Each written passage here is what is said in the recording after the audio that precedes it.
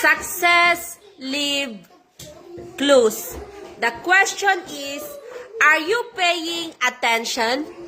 Day 41 of my 90 days challenge. Success leaves clue.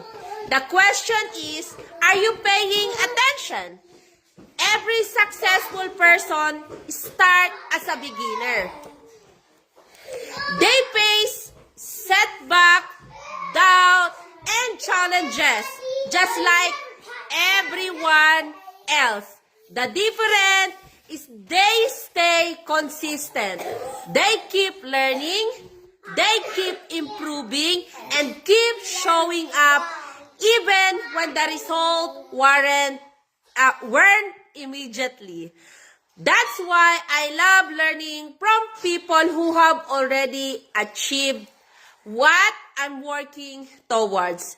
Their journey reminds me that successful isn't about being perfect. It's about refusing to quit. A stay-at-home mom of 7 building my online digital business isn't always easy.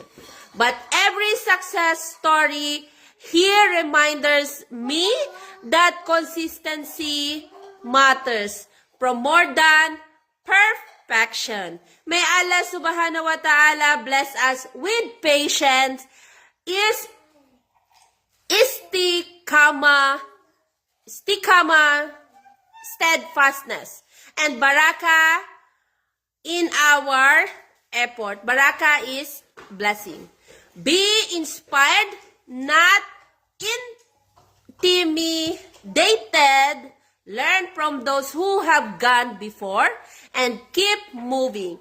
I'm your future mentor, Bijal, happy to guide you, to support you, and help you to succeed in your journey. Bye!